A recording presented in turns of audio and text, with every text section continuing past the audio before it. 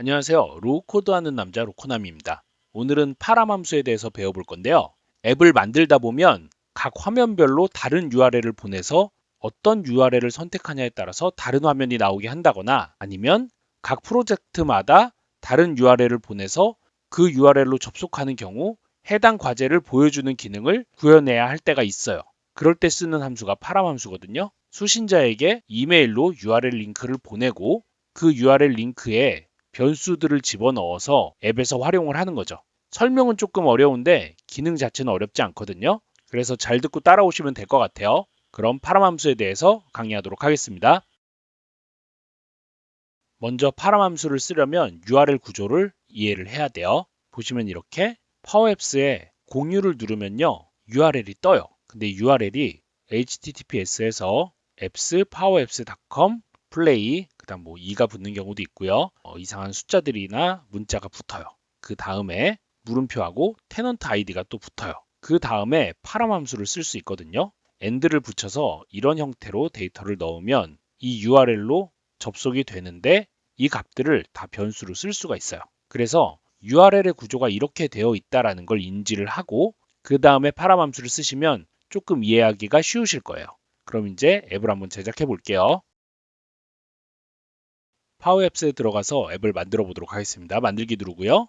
빈 캔버스로 만들어 볼게요. 제가 여기에 화면을 3개만 한번 만들어 볼게요. 이름을 바꾸고요. 홈이라고 적고요. 여기는 에딧이라고 적을게요. 마지막으로 어드민 이렇게 만들고요. 어드민은 특별히 할 거 없으니까 레이블 하나 추가할게요. 레이블 크게 이렇게 해서 이렇게 가운데로 관리자 화면이라고 이렇게 적어 볼게요. 그 다음에 홈에는 제가 갤러리를 넣을 거예요. 그래서 URL을 보내서 그 URL에 맞는 부서 값으로 필터를 걸 거예요. 먼저 데이터베이스를 연결해야겠죠. 쉐어포인트 추가하고요. 갤러리와 폼 데이터를 쓰도록 할게요. 자, 여기 갤러리를 이제 삽입해 보도록 하겠습니다. 레이아웃에 세로 갤러리가 있죠. 갤러리와 폼 연결해 줄게요. 자, 프로젝트 이렇게 나오죠. 여기다가 부서 한번 넣어 볼까요? 부서 이렇게 넣었죠. 그 다음에 이제 필터를 걸 건데 변수에 따라서 필터를 좀 걸어 볼게요. 변수를 넣어줘야 되니까 버튼 하나 만들어서 set dep는 전체라고 적어 볼게요. 전체 가로를 닫고요. 그 다음에 여기 이제 필터를 걸어서 dep가 dep인 값을 가져올 건데 화면 좀 크게 하고요. 만약에 dep가 전체인 경우는 필터를 안 걸 거예요. 그리고 그렇지 않은 경우만 필터를 걸어서 부서를 보여주도록 하겠습니다. 지금은 필터가 걸려 있으니까 안 보이는데 필터를 누르면 이제 전체 리스트가 이렇게 보이겠죠? 제가 지금 하려는 게 뭐냐면 이 버튼을 누르면 이메일이 가게 할 거예요. 이메일이 가고 그 이메일 링크로 접속을 하면 여기서 지정한 이 부서 값으로 필터링된 값이 보여지게 할 거예요.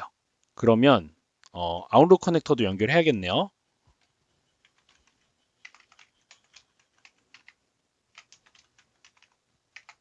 아웃룩 커넥터도 연결을 해주고요. 제가 여기서 또 할 게 있어요. 홈, 에딧, 어드민 화면이 있죠. 선택된 값을 URL에 넣을 거예요. 그래서 어떤 값을 보내느냐에 따라서 홈으로 들어가느냐 아니면 에딧으로 들어가느냐 어드민으로 접속하느냐를 다르게 할 거예요. 입력에 라디오 단추 하나 클릭하고요. 삽입을 할게요. 여기는 홈, 에딧, 어드민 이렇게 적어줄게요. 그래서 이 선택된 값을 URL로 보낼 겁니다.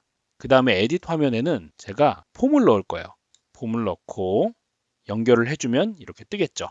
기본적으로 에딧 모드로 넣을 거예요. 그리고 여기서 아이템 값을 지정을 해줘야 되는데 lookup, 로우 데이터 연결해주고 id 값은 변수 id 값을 넣어줄 거예요.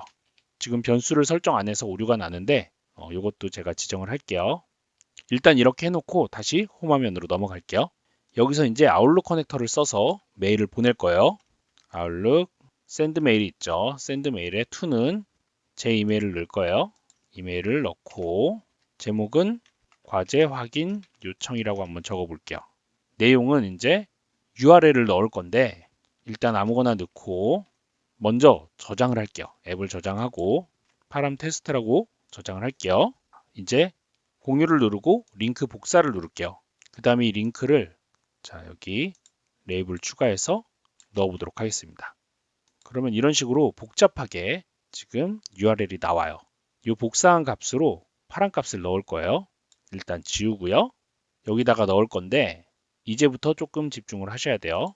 헷갈리니까 일단 엔터 치고요. 여기다 넣고 이제 여기다가 AND를 넣고요. 스크린 셀렉트라고 한번 해볼게요. src 스크린 셀렉트는 어떤 값이냐면 요 선택된 값이겠죠. 라디오 단추에 선택된 값을 넣어줄 거예요. AND 라디오 단추 selected value 값 넣어주고요. 그 다음에 AND 또 텍스트가 들어가야 되는데 AND dp는 쌍따옴표로 닫고요. 또 AND this 아이템에 dp로 넣어줄게요. 그리고 AND 마지막으로 AND id 값은 AND this 아이템에 id 값을 넣어주도록 하겠습니다. 됐죠? 이렇게 하면은 뒤에 이 파라미터에 화면 값 그리고 부서 값 그리고 id 값을 넣을 수가 있어요. 그 다음에 이제 앱을 시작할 때 이 스타트 스크린이라고 있거든요. 어떤 화면으로 시작할 건지 지정을 하는 거예요. 저는 이 파란 값에 따라서 다르게 지정을 할 건데 볼게요. 스위치 함수를 쓸 겁니다. 스위치 파람의 이름이 아까 scr select였죠. select 값 이게 만약에 홈이면 홈 화면으로 이동을 하고요. 아닌 경우 그리고 edit이면 edit으로 이동을 하고요. 마지막으로 어드민이면 어드민으로 이동을 하게 만들겠습니다. 그러면 이 스크린 셀렉트 값을 URL에서 파람 값으로 받아서 이게 홈이면 홈으로 첫 화면이 가고요. 에디시면 에디트 화면, 어드민이면 어드민 화면으로 보여주게 되어 있어요. 그 다음에 이제 이 파람에 이 값은 가져왔죠. 그 다음에 이 부서 값과 아이디 값을 가져와 줘야 돼요. 앱에 onStart 속성 들어가셔서 앱이 시작될 때 이게 동작하게 할 겁니다. set id는 파람 id 이거를 가져올게요. 근데 이 id가 텍스트일 거니까 value로 감싸주도록 하겠습니다. 그 다음에 디파트먼트는 파람 dp 값이죠. 이렇게 가져올게요. 됐죠? 자, 된 것 같아요. 여기 id 값도 지정을 했고요. 그러면 아까 그 오류가 사라지겠죠. 자, 이제 다 됐어요. 게시를 하도록 하겠습니다. 이 버전 게시하고요. 지금 안 보이니까 전체로 바꿔서 처음에 에디터 화면으로 가볼게요. 에디터 화면으로 가는데 요 홍보, 이벤트 기획 요거 있잖아요. 이 값이 들어오게 할 거예요. 자, 메일을 보내고요. 그러면 메일이 왔죠. 여기서 부서는 인사부, 아이디는 6이죠. 여기 링크로 들어가 볼게요. 허용을 하고요. 들어오면 보세요. 첫 화면이 에딧 모드고 아이디 값을 받아서 갤러리에서 보낸 그 값을 여기서 보여주고 있어요. 그 다음에는 제가 홈으로 해서 이 IT부 값만 볼게요. 전송을 하고요. 그러면 또 메일이 왔죠? 이 링크를 들어가면 홈 화면이 보이고 나머지 과제는 안 보이죠. IT부 값만 보이게 되어 있어요.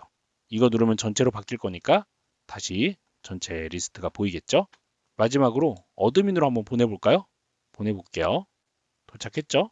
여기를 들어가면 어드민 화면이 보이고 아무것도 안 보이겠죠.